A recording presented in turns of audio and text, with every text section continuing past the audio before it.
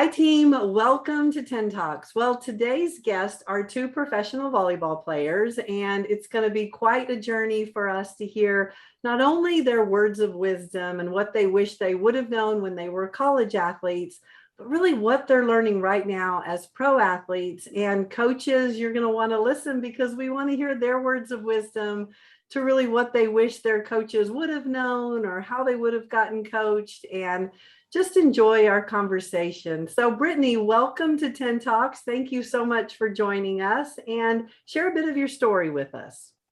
Okay, so I am from San Diego, California, and played club volleyball growing up and absolutely had an amazing time with the girls on that team. And then I played 4 years at the University of Southern California, and I was there from 2014 until 2018. I graduated, and then I had the dream of playing professionally when I was probably a teenager. It was kind of like a dream in the distance that maybe I thought about. And then I would say my sophomore and junior year of college, I kind of made the decision that it's something I really wanted to do and started putting in the work and the effort to be able to go play overseas. And so after I graduated, I played in Poland, played one season in Poland, and then I played 2 seasons in Germany. And now I'm currently in Turkey playing my 4th season. I also played in Puerto Rico, and now I'm playing in Turkey. Quite a fun adventure. And I've had the honor of being your coach on part of your journey as your life coach. So that's been another just addition to something that you've learned as you've started to figure out how to be a pro and how to really take great care of yourself, is that you're in charge of you, right? Like when you become a pro, you don't have the college system anymore. You don't have all of that. And so we'll want to talk a little bit about how you've set yourself up for success. So Carly, tell us a bit about your story. Hi, I'm Carly. I have a similar story to Brittany. I grew up in Southern California, in Ontario, California, played club, and I went to the University of Washington for college. I did 5 years there, so I was there from 2013 to 2018. I had some injuries, so I got my red shirt seasons for both indoor and beach. And then once I graduated, because of my injuries, the professional scene wasn't always in the back of my mind, but my best college season was my senior year. And so then I realized it was going to be an opportunity that I could probably have in a few months. So I did the whole agent thing and found myself in Sweden for my first year, Poland for my second year, France, and then this is my 4th year at the same team in France. So currently in France, playing professionally. Fabulous. So team, here we go. How women win our way. Kathy and I are on this journey. Kathy, you've got a great volleyball background. So this is going to be interesting as we start to talk about really how do women win as athletes. And so Kathy, you want to share a bit about you and your volleyball experience? Well, I'm the executive director of the American Volleyball Coaches Association. So I recognized both of your names and how what a treat for us, 2 lefty opposites here that played in the Pac-12. So how does that happen? That both became professionals. So yeah, I've been the executive director of the AVCA for 15 years. And Carlette asked me if I would engage in this with her. We're both fascinated by the competitive instincts, the competitive process, and how that intercedes and interacts in the context of gender. Mm-hmm. And so that's part of the mission that we're on, is trying to figure out and help coaches, women coaches. We'll help men if they want to look at it, but we're really focused on trying to help women coaches lead and be better at their craft and be great at it. And we've talked to several that are very successful coaches, and we're going to continue that. But we thought it was really important to talk to you also as current athletes. So let's start with, have either one of you been coached by women, or has your career been all about being coached by men? So Brittany, we'll start with you. Yeah, all my head coaches have been men, in fact. So I don't actually know what it's like to have a head coach that is a female. And what about you, Carly? Since college, it's all been men as head coaches. Since I've been in Europe, it's been strictly all men on the entire staff. Me too. So I haven't had women in the last 4 years, but when I was at University of Washington, our assistant is a woman coach, and I had some women. My high school coach was a woman, so it's been a few years since then. But yeah, it's been a while since I've had a head woman coach. So what makes you a great professional athlete? What have you discovered when you think about, well, okay, I've only been coached by men, and yet I'm dealing with being a woman and figuring this out and honoring yourself? Do you feel like you're being honored as a woman when you're playing volleyball, or is it just a matter of get out there and play the sport? Go for it, Brittany. I think it's definitely performance based. Like, I don't think most of these coaches are really caring too much that we're women. I mean, maybe they know a little bit that we react differently than men, or we have different emotions than men when we're playing. And I have had some coaches that take that into account and try to work through that. And they're more, I guess, understanding and more patient with us. But for the most part, I would say that people on the staff and even the girls who train, like, it kind of just is the way that it is, especially professionally in Europe. Like, you're there to perform, and you're there for a purpose. And I don't think, especially because I don't know any female coaches in professional volleyball. I think there might be one in the German league, and that's the only one that I've heard of. But it's just not very common. Interesting. And so, Carly, as you compare it, since you have had an assistant coach in Washington and then your high school coach, any comparison that shows up for you or any gaps?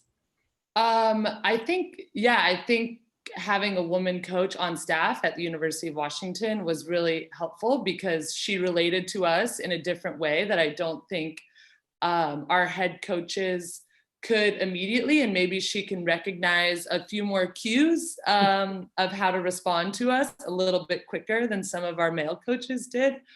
But it's been a while since I've had a female lead kind of in the gym. So being abroad, I do miss that, to kind of have someone that, when you speak to things, you don't have that gender gap on how to relate. When you talk about things that you're processing in your head, or your feelings that you're having about a moment. So I miss that. But yeah, abroad, it's been all male coaches in the gym. And what do you two wish that college coaches, pro coaches would know that you've learned yourself, really just starting to be on this journey, and that you found really helps you perform, helps you feel empowered as an athlete, and really sets you up for success? So Brittany, we'll start with you on this one. Yeah, I think I wish I had known earlier that it's important to connect with my why and like why I'm playing, because maybe I know it kind of subconsciously, but knowing like my intention behind playing and that I'm passionate about the sport, or maybe you're playing for another reason. But I think on this journey in the past few years, like really connecting with my why when I'm struggling, that's what helps me the most. And that's what helps me, keep going and push forward. And what is your why? My why is the passion for the game. I really do love volleyball. Like, I truly love playing, and I love the connection with teammates, and I love the ability to push myself every day and do something that I love to do, that I'm passionate about. But I wish I think advice for coaches would be to ask your team and the individuals, like, why are you here? You have to think to yourself, why are you here? Why am I pushing myself? Why do I want this?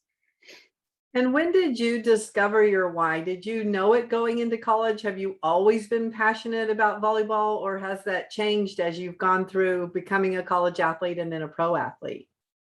Yeah, I think I've always been passionate about volleyball. I've always loved playing, even like by myself in the backyard when I was a kid, or with my sister.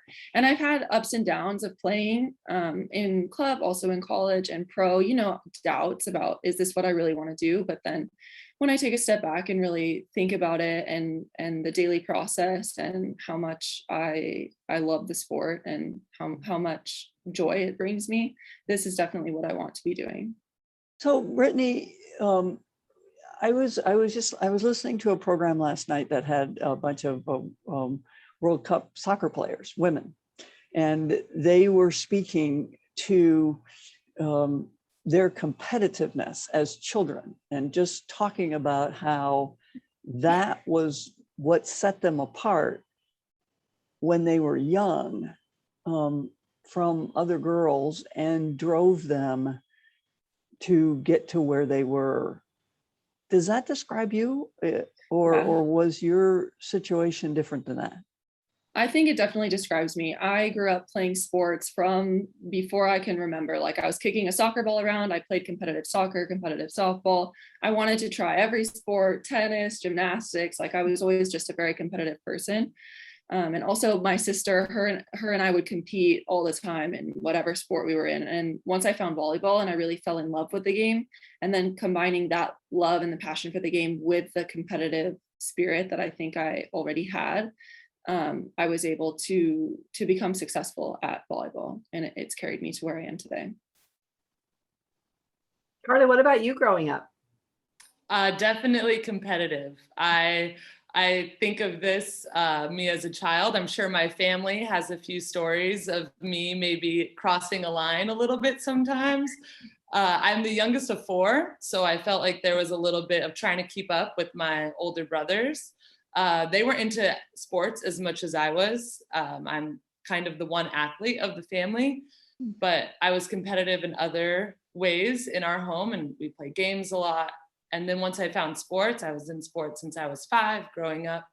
I wanted to excel, and I don't think I was always competing against other girls. Like, it wasn't always that I wanted to be better than the girl next to me because I wanted to be her teammate, but I just really wanted to be good at what I was doing. And it was a little more of an internal competitiveness.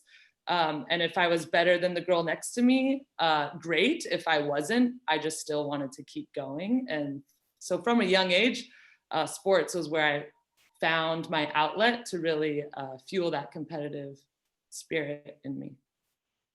And do you think that's critical to playing at a really high level? I mean, do you have teammates, or did you have teammates collegiately that were really good volleyball players and really good teammates, but they weren't as competitive as you were? Yeah, I think over my college career, because I didn't come in at the University of Washington, I had to earn my spot. I didn't come in with the expectation of, we have this position for you. And because I was competitive and I didn't like the role that I was given for my first few years, I wanted the team to win. So I didn't have a problem being there because I knew we were winning. And so that was really good, but I'm competitive. So I kept working. And I think my competitiveness helped my work ethic to kind of catch up to where I needed to be to help the team perform by my senior year. But I think on the team, there were definitely some girls whose maybe natural talent carried them to allow them to be on the court, and maybe their work ethic was different than mine, but they were still really good. And so we were all kind of in a different place on how we found ourselves on the court.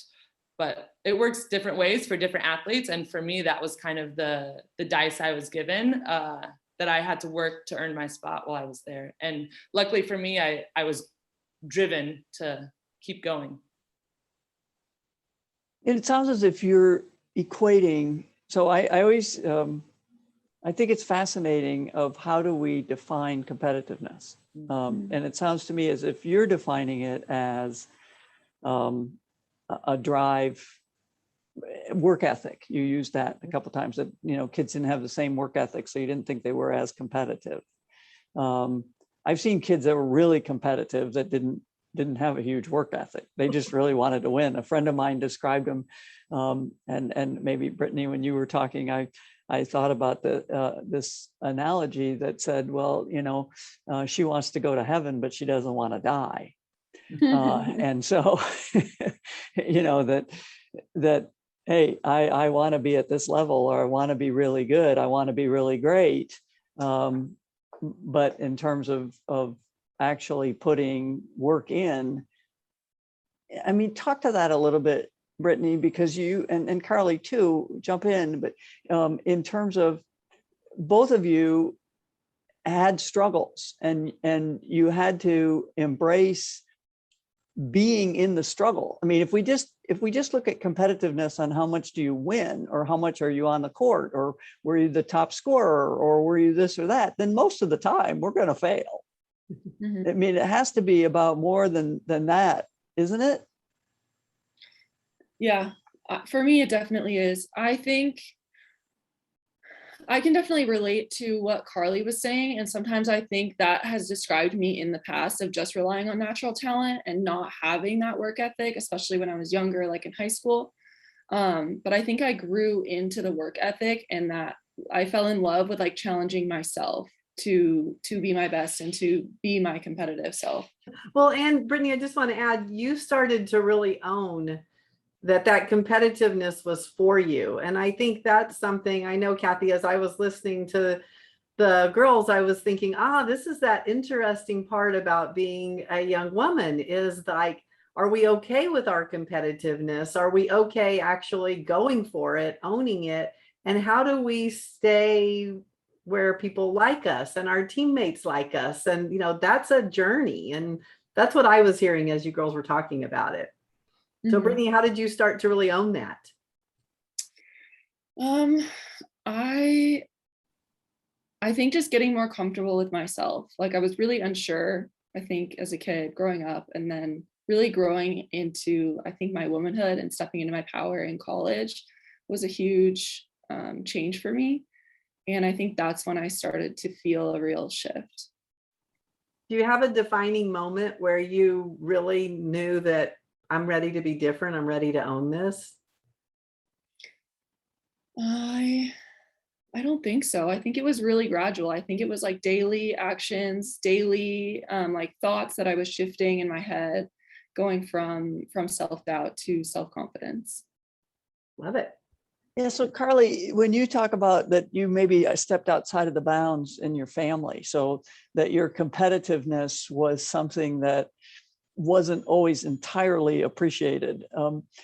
Can you, give us an example? What are we talking about there? Not anything that's going to embarrass anybody, but just, where were you pushing the edges? Well, okay. So I think of me being the youngest of four and having two older brothers, love them, but they beat up on me a little bit, all like in good natured fun. So there's this one story when I have a little cousin who's just 2 years younger than me. And my older sister, she's a year older than me. When I would play games with her, she would always beat me, but not mean or anything. She was always humble, always kind about it, but she was older than me, so she was smarter in the game. I had a little cousin, so like when I had the advantage to try and like win, like I didn't hold back. I had no shame, and she's 2 years younger than me and it's a game. And it happened a few times. And like, there's stories of her going and crying to her mom or someone like, Carly's so mean. She never lets me win, or she never like takes it easy on me. And I had no, when my mom would not scold me, but talk to me about it, I like had no remorse. I was just like, yeah, it's the game. This is how it goes. Like I shouldn't have to go easy on my little cousin. So this is me at like, probably like 10, 11. It just made the most sense to me to not hold back. And then as I got older and kind of understood maybe the more social situation, I learned to rein it in a little. But when I was in that young, like preteen, late adolescence age, like I just would let it go in family game night. And sometimes people wanted me to tone it down a little. Yeah, but okay, so now take that into a volleyball setting and into a volleyball team. And so were you Carly the mercenary at Washington, or were you Carly the empathic teammate?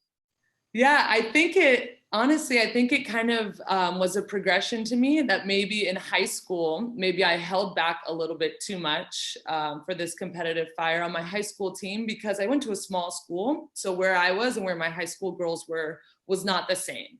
And so if I were to go all out on my high school team, the skill, I was a little bit more than the girls on my high school team. So that You was would have hurt you would have hurt people. yeah, like that's not fun for them, Yeah, like no it wasn't the kidding. same. And then when I got to college, I was kind of on the other end of the scale, where maybe I was bottom of the totem pole and girls were kind of firing me up. And I wanted, I think this is one thing of being a female athlete, is I wanted to be liked on my team and accepted into the group before I made waves. So I think it kind of took some time for me to feel comfortable in the group, like 2-3 years. And of course there's injury and injury recovery in that process.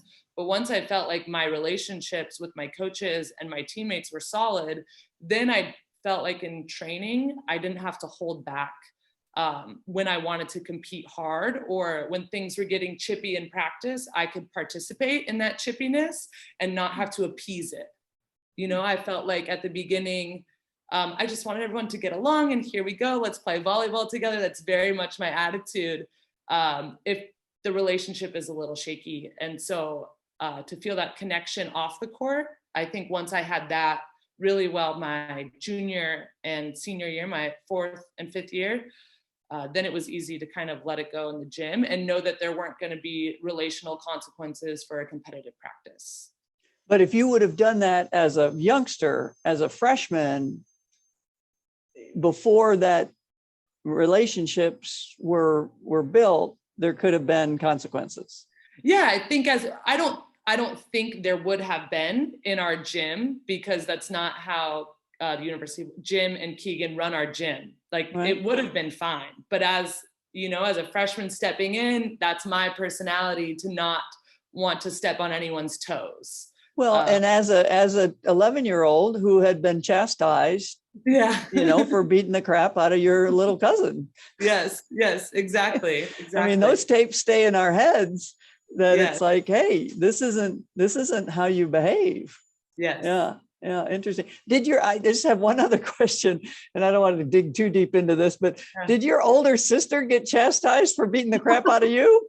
No. So it was never my older sister, because she is like a sweetheart beyond sweetheart. She doesn't, not that she doesn't have the competitiveness, but it was my older brothers. And so, yes, of course they got in trouble for beating up on their little sister, but it wasn't enough for me to just like see them get in trouble. I'm like, wait, I want that power in me too, Sure. So So your older sister would beat you at everything, but she didn't have to pay the price because she was nice. Yes, exactly. Because her beating me, it was never, it was always in games or something like this. Okay. And it was very just like subtle, like, oh, look, I won. Oh, it happens. sorry. Like, Oh, nice dear. try. And like when I win, I'm like, yes, okay, I got it. Okay. So she was a good winner. She was humble in victory, and Yes. and you were demonstrative. Yes, a little bit, because it didn't happen too often. I had to take advantage of the opportunity. That's good. Well, you're definitely revealing how women win our way. And I really want to go more into with both of you this relationship component, because relationships matter to us as women. We really care about what other people say. We care about what they think. And so also to the point where we not our true self, or we hold back so that we can make sure that we're liked and that we get that relationship solid first before we get to be competitively great, or we get to come on really strong. Brittany, how did you do that? What's a winning strategy for you with relationships?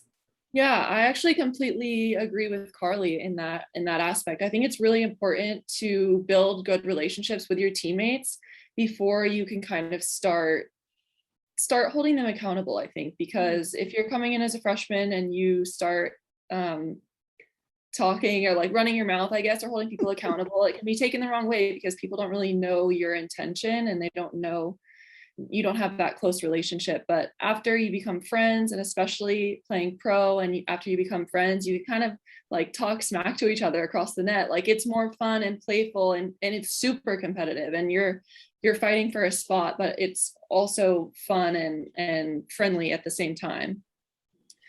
But relationships with your teammates, I think, is everything. I mean, the chemistry between your team has to be strong to have a championship team. The rhythm has to be there. The trust has to be there. You have to be able to communicate. I mean, all the aspects of a good relationship with a one-to-one person has to be good within the team and within the 6 people, especially in volleyball. And for the team to run well. How did you do that, Brittany? How did it work for you from that perspective? Because you're right, it has to work with 6 people. Having great relationship with 6 people that are all fighting for different positions and they're under stress and being competitively great, that's different than just having a relationship in life where there isn't constant stress and constant competition. Yeah, I agree. I think just trying to be a good person, I think, is like the most important thing, and trying to get to know them off the court, like really caring about them on the court and off the court, and being able to show that, and I guess be vulnerable with them and kind of show your humanness to one another is also an important aspect of being a good teammate. Carly, what are your thoughts? Yeah, I agree with Brittany. It's important to have some kind of connection. I think one thing I've learned over my pro career, it's different in college because you're signing up for 4 years with these girls, especially the girls who are in your class. And when it's pro, we're all under 1-year contracts. Luckily, I've been here for 2 years. So for me, I think it's hard to have the same relationships that I had with my teammates that I have in college, because those girls in college, and I met Brittany my senior year of college and the year after, like those relationships went deep. And I know I'm going to carry with my pro teams. It's a little different in forming these relationships. And it's hard to be on the same level with all 12 girls. So I really try and find 2-3 girls that, like, whether they're starters or not starters, that I know that I can depend on. So I have 2 or 3 girls that I really trust. And then it makes it easier to show up to work every day when you have a few people who have your back. And I think one challenge for me being abroad too is saying something, not when there's necessarily a problem with me, but when I see problems between girls, is to say something and point out, be like, you should talk to them, because even though it's not a friction with me, it's a friction in the gym, and we all notice. And hoping that girls want that friction to end, and also having good communication with my coach too. And so who would you be saying, you're saying to the coaches, you need to deal with this? I think if I notice it between girls, I'll address it to the girls first, because I think it's easier if we just handle our own problems. I think if it lasts, last year we had some problems and it lasted a little bit longer. So then our coach kind of said something, but at the beginning it's easier to just be like, hey, we just got to figure it out so we can not have it affect volleyball. Because our coach used this phrase last year. He's like, you guys don't all have to be best friends. And I think some girls took it of like, oh, well, we don't have to respect each other in some situations. And that's not the same. Like, there has to be a base level of how we treat each other and connect to each other in the gym, that if someone isn't living up to those standards or acting in those standards, like, it needs to be addressed. Because we don't all have to be best friends in pro, but we need to be good coworkers. Well, yeah, I was going to say it's more of a transactional situation like you would have in a workplace. Yes. Where people come and go and they're responsible for their own food and housing and transportation and laundry and everything else, and don't have to all like each other. But yet, if you're working on a project together, yes, you need to be able to respect each other and to not bite each other's heads off or get along or those kinds of things. So is that more, so pro sounds like much more like a workplace setting. In my experience, it has been. And there's always something in the back of my mind to know to be a special team. Like you kind of have to turn up the relationship component a little bit more to be a special team. But I also think that takes time. So since I'm on my second team here, or second year with this team, we're hoping that that part can develop more this season. But I think when you're first there on that first year, like there's a certain base level that everyone has to be on the same page with of how we show up to work every day. It's different than college, but it's finding a way to win kind of with that different atmosphere. I don't know. What about you, Britt? The difference between. Yeah, I completely agree. Like in college, the relationships are just so much deeper and so much different, especially playing pro in foreign countries. The language barrier is a real thing that you have to deal with. Like I can't communicate with a couple of girls on my team with words. So it's always more about like feeling and about intention and about actions, because you don't know what each other is saying, or it can be complicated sometimes, but still trying to build that relationship and that trust and trying to get to know them at least a little bit, I think is really important. And so how do you, coming out of the college environment and stuff, how do you deal with the loneliness, I guess, of being abroad, of being in this workplace where you're a hired hand, I hope, and maybe a very appreciated one or whatever, but you're still just, you don't have that community. How do you deal with definitely. that? There's definitely a learning curve being overseas, and you have to go through those periods of loneliness and you have to figure out how to deal with them. I think FaceTime is great, but like Carly was saying, making those connections with the 2-3 girls on your team who kind of become like your best friends on the team that you can go to, be vulnerable with. But I always remind myself, like, this is my passion and this is what I signed up for. I knew going pro is leaving America behind. It's leaving everything you're comfortable with behind. And I'm okay with that. I was okay with that in the beginning.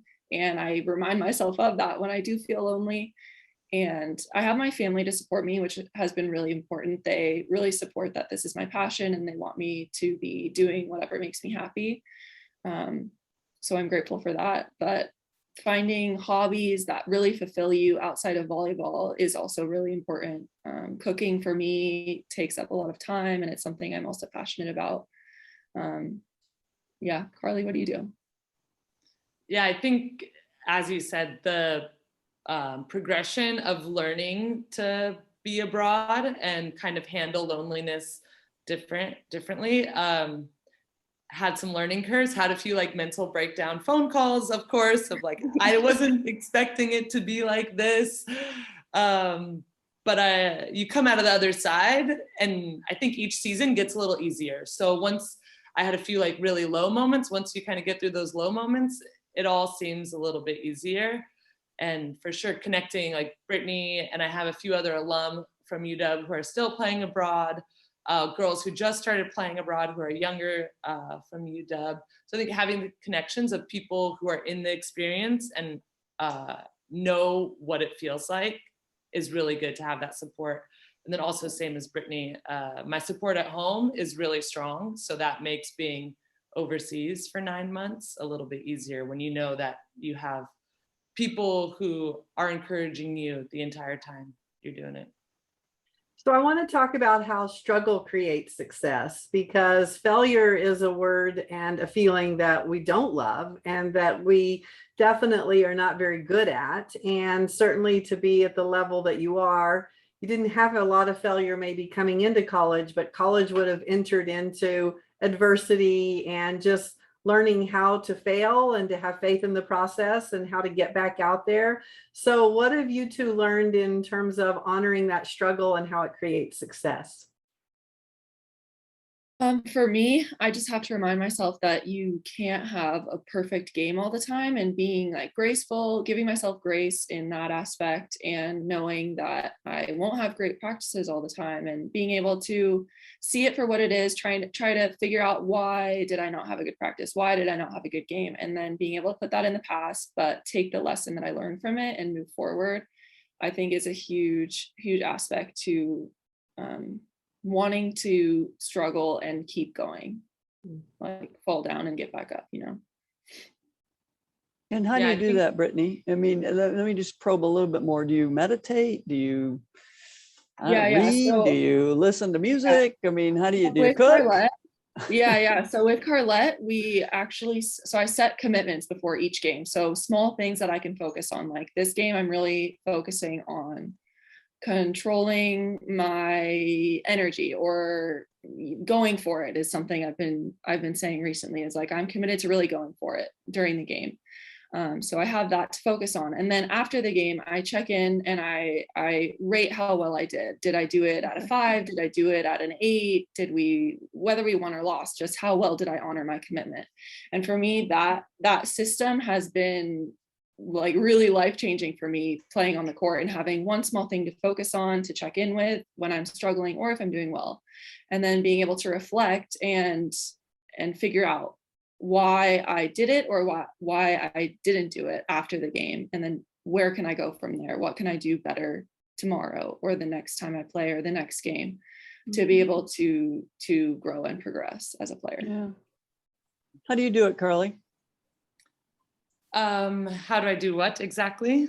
Well, I mean, how do you, so Brittany was talking about how does she stay focused and growing, tuned into the struggle and why it's worth it and what's happening with it and what she's trying to focus on. I mean, do you have certain hacks that you use and stuff to talk to yourself, to calm yourself, to motivate yourself? Yeah, it's always different kind of how like zoomed in into the moment we are. I think in a game where the struggle can't last too long, otherwise there's a game on the line. I try and find something that I'm really confident in, regardless of kind of what's happening around me. So for me, that's always been my blocking. If I can just get this skill intact, get good touches, get in a good spot, the other stuff will come. If I'm struggling in the moment with my offense, okay, my offense isn't great, but I can hopefully contribute. I'm an opposite, so not too much, but a little bit on defense, get some good touches on defense. And I think in the moment of a game, when I know that I'm in a point of struggle, I actually recently had one, not a terrible game, but not a great game by any means.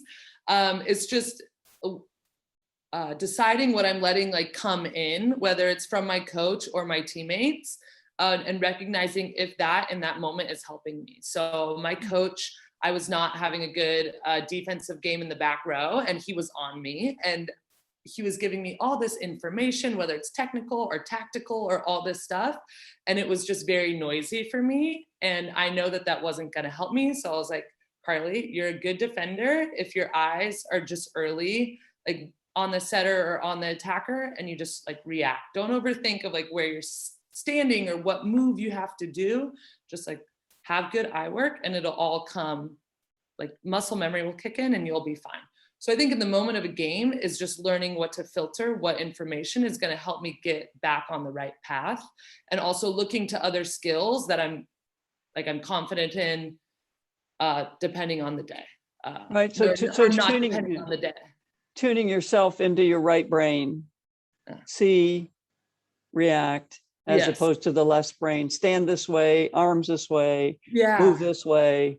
All tense and just like, try and do this specific pattern. And it's like, I've been doing this for 10 years. It's muscle memory. It's it's in my head. Calming yourself. Yeah. And unfortunately, I have to say, for the people that I am and represent in coaches, we're not always great at helping our athletes stay in the right brain.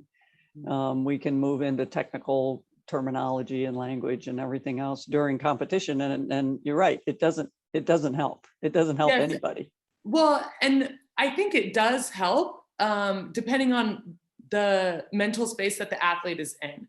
Okay. I think when they're in a position of doubt or lacking confidence, tactical information is not going to help them. But I've had games where I feel calm and my coach is giving me tactical information on how to improve my blocking position or what Right. attacking options I have at any given moment against a certain opponent. And Right. that is helpful and helps us get points. But when you notice that your athlete is in a frame of mind where I'm not usually a poor defender, so it was a clearly a poor performance in a certain skill that isn't typical of me. And then to add that information was a bit overwhelming of like, I'm not in a good headspace because this isn't how I normally play defense. Rather than me being at like my baseline skill and helping me jump up. It was just kind of like helping me get back to my baseline skill, that there was a little miscommunication on how to help me do that. So I think both are needed in games. It just is dependent on what headspace your athlete is kind of in that moment. And how would your coach know?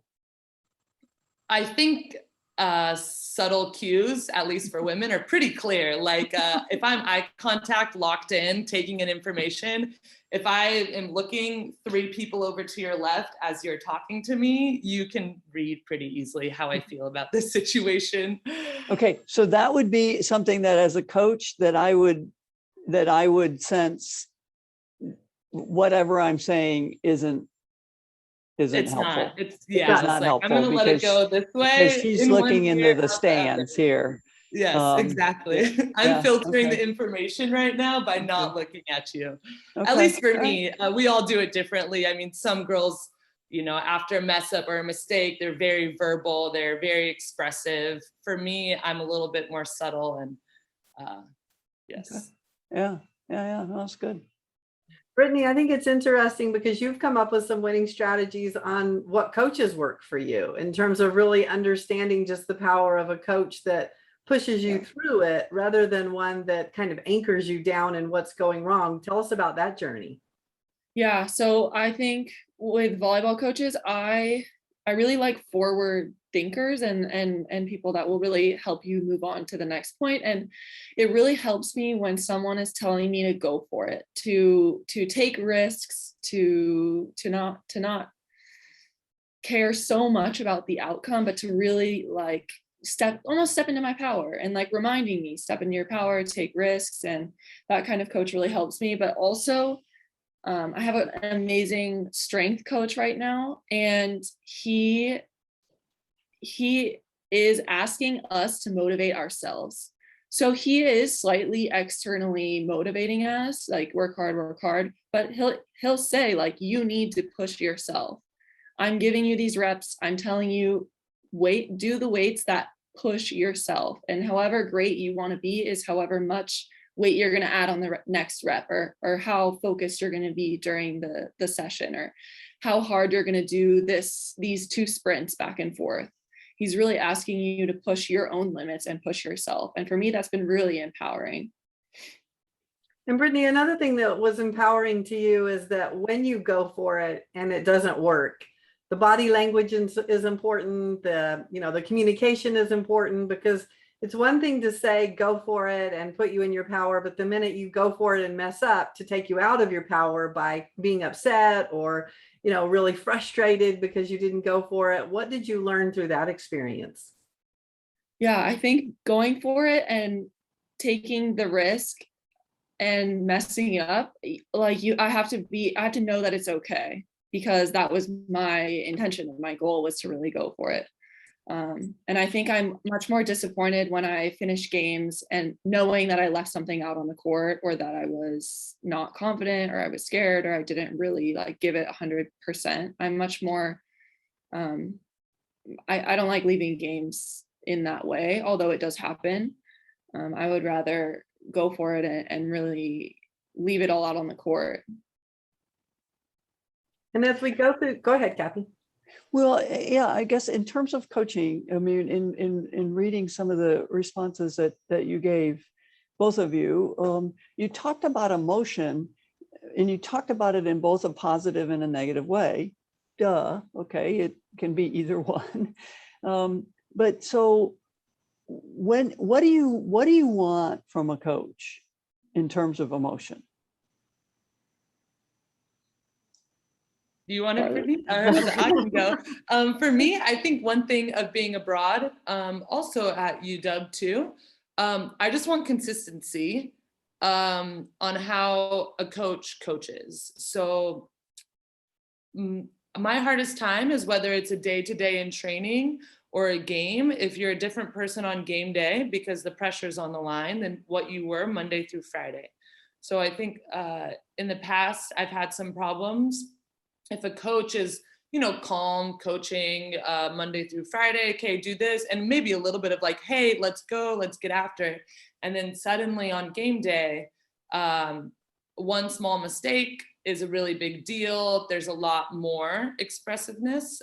So I think just consistency for me makes it, or from the coach, makes it easy for me to be consistent because I know what to expect.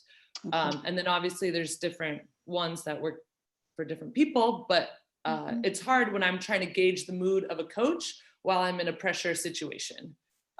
So if you're going to be a calm, cool, collected coach, that's great. Let's work with this. If you're going to be someone that's fiery and emotive, that's also fine, but it can't just be a game day where you're suddenly really yelling after us. We need to see that a little bit. You need to get used to it. Yeah, exactly. Yeah. You need to be training for it. Yeah, learn to manage it, right? Yeah. What about you, Brittany? What do you want from a coach in terms of emotion? Yeah, I completely agree with that. I've had the same experience being overseas where a coach is super nice, super caring, gives technical advice in practice, even outside the court, just really sweet.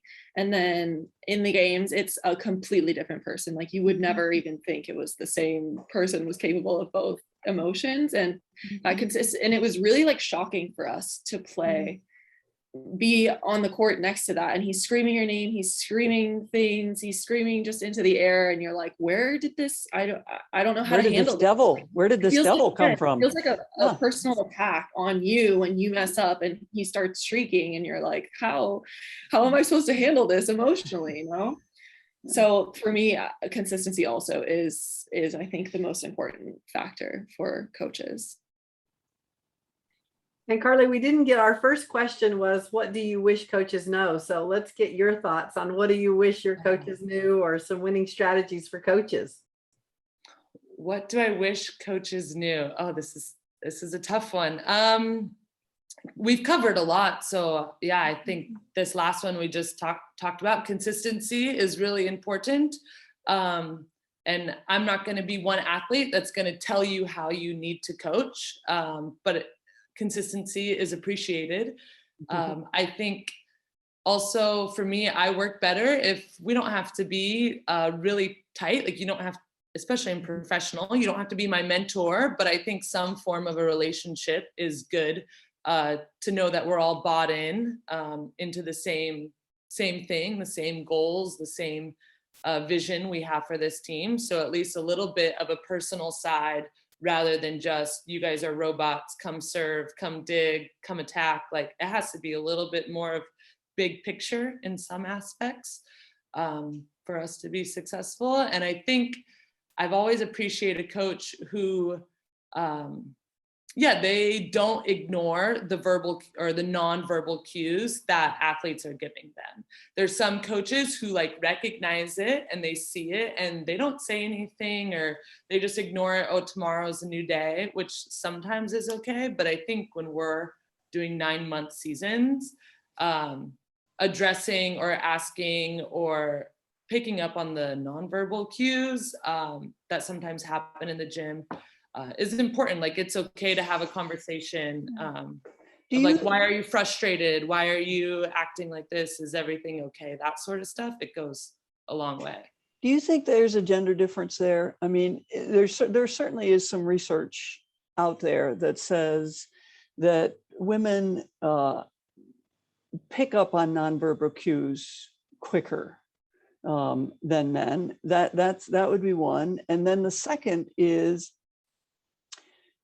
that in a lot of situations, if there's conflict between men and you ignore it, they may even end up wrestling with each other, but then it's like, nah, okay, next day it's gone and forgotten. And so if you're a guy and you come to the gym with that paradigm, and now you're coaching women, and there's snippiness and, that kind of stuff. And you go, they'll be fine tomorrow. And by tomorrow, it's going to be really bad. Escalated. Yes, we've added. You've added because everybody's talked to everybody else about it. And now it's really a big deal. Yes. Is that a generalization that's fair? Or do you think that's way off? I mean, I hate generalizations, but in my experience, yes. I think coaches have to get, with the more experience, maybe they pick up on it sooner and they don't let it grow so much. If it's stuff that's happening on the court, they just kind of cut it out. Hey, let's move on or something like this. But yeah, we only see the world the way we see it. And so I don't think they understand sometimes all the cues that girls give to one another. Or are giving to them even. Yeah, exactly. I mean, I'm trying to throw anybody under the bus, but it's amazing to me sometimes when my husband doesn't notice. It's like, oh, so-and-so is really upset. It's like, she is? Yeah, yes. Yeah. Like clearly, yes. It's like, well, how did you know? It's like, oh, never mind. Yes. Yeah. I think another thing that Carly and I have talked about before that's really important for coaches, for us, is that they explain why we're doing certain things, like having an explanation of why we're doing this drill, like what specifically is it going to help for the team, for us, like what are we working on, why are we doing, or strength training, why are we doing this specific exercise? Is it for power? Is it for blocking? Is it for jumping? I think having those types of explanations can really help the athlete have a clear vision of what they're working hard towards, like what they're pushing through this struggle for.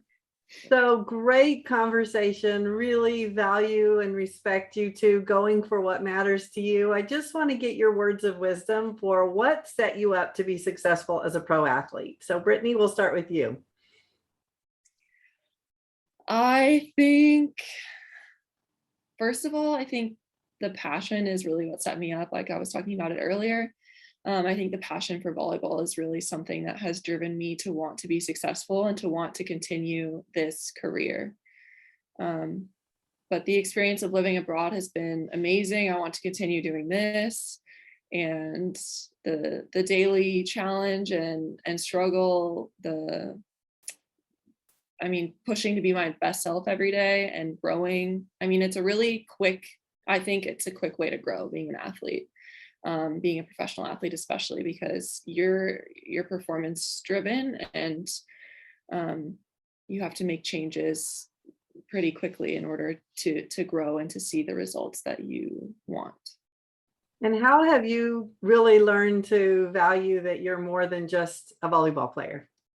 I'm still working on that. I think, I don't know if it's gender-based, if it's male or female. Females do it more, but I'm definitely getting to a point where I'm trying to separate my identity from being a volleyball player, and that my worth is not tied to wins and losses, and I'm definitely still trying to work that out. I think that one's gender-based. I mean, the transition from being an elite athlete, and the longer you play and the more elite you get, this is something that there's actually companies set up to try and figure out how do we transition athletes past their athletic career into other things. It's a tough question. It's real. It's real when it's something that you have been identified at a very young age and you've been very good at it. It's really easy to give your power away to the wins and losses. And I know, Brittany, you, as you are maturing as a athlete and wanting to find the joy in it, that you don't want a loss to take away the joy and your passion for the love of the game. And so, really the courage that you've had to develop who you are outside of the game and even inside the game, so you're empowered by being the athlete that you want to be. Mm-hmm. Carly, your thoughts? I think one thing that's helped us be successful as professional athletes is being adaptable. I think in professional life, there's a lot of things that aren't what we expected, or they're just really different from how things were ran in our university systems and the resources around college athletics that the NCAA gives us and that our universities give us. It's impressive when you come overseas and you're like, wait, this is professional life? This is different than what I thought it was going to be.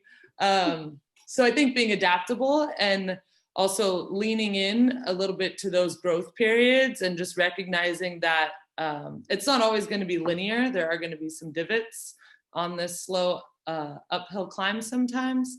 And how we talked earlier about our why of why we play and why we signed these contracts. We knew the length of time and the location when we signed that contract. So just staying grounded in why we're doing it, and volleyball is really fun. So those are a few things that I think has helped us be successful and go on to year 4 to play. Well, congratulations to you too. And thank you so much for being on our journey to help figure out how women win our way. And you are certainly winning your way. Really proud of both of you, and just honored to be able to share you and your journey with our listeners so they can learn from you. Thank you. Thanks a lot, you too. Yeah, I'm proud of you. Keep making us proud. Thanks.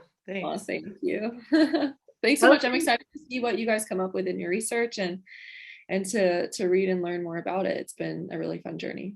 Well, you are definitely on the journey with us, and thank you for all your work. So team, it's up to you. Go out in whatever you're doing, whatever career you're doing, go out and figure out how you win your way. Share it with your friends and your family so that we're all on the journey with you. And thank you for being on our journey.